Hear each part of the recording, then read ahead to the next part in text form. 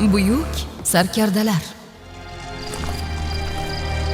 Aloyiddin Muhammad Odsiz.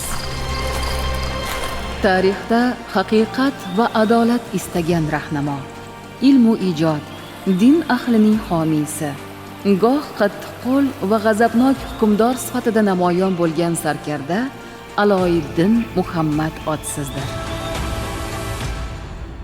Tarixiy manbalarda u hukmronlik qilgan salkam 30 yillik davrga katta o'rin ajratilgan va fuqarolarning Xorazmshoh Odsizni yaxshi ko'rishi uning zamonida xavf-xatardan xoli tinchlik va osoyishtalikda, adolatda yashashganligi qayd etiladi.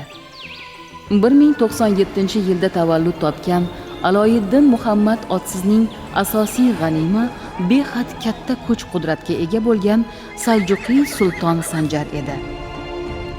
Aloyiddin Muhammad Odsiz otasi vafotidan so'ng taxtga o'tirgan, ammo Saljuqiylar sultoni Sanjarning vassali hisoblanar edi. Lekin u hamisha Xorazmni mustaqil davlatga aylantirishga intilgan. Odsiz sulton Sanjarning ruxsatisiz avvalo Jand va Mang'ishloqni egallab, Turkistonning ichkari tumanlariga yurish qilish bilan o'z hokimiyatini mustahkamlab olgan. Shundan so'ng u o'zini mustaqil deb e'lon qilgan.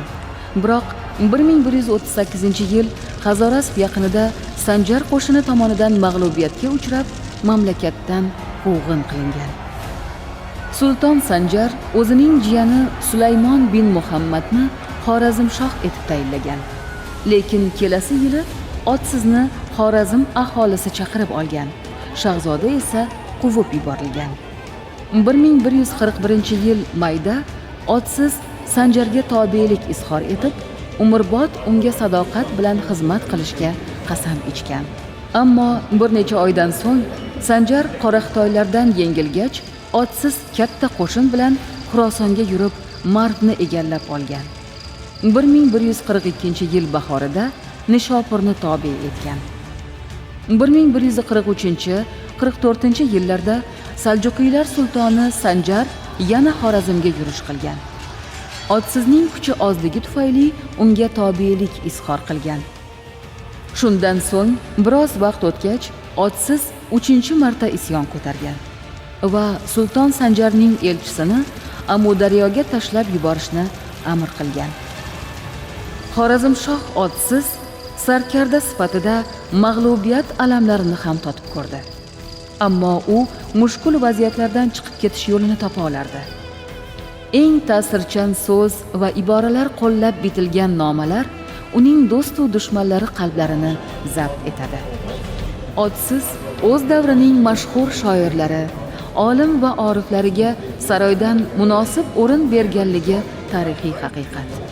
Xususan, butun Sharq tan olgan Rashididdin Votvod singari allomaning unga astoydil xayrixoh bo'lib bitgan nomalari, qasidalari ham shundan darak beradi. Aloyiddin Muhammad Odsiz 1156-yilda 59 yoshida vafot etdi. Ammo Kaspiy dengizi sohillaridan to Sirdaryoning o'rta oqimiga qadar bo'lgan yerlarda keyinchalik buyuk davlat sifatida nom qozongan Xorazmshohlar davlatining poydevorini barpo etgan buyuk sarkarda sifatida tarixda shuhrat qozondi.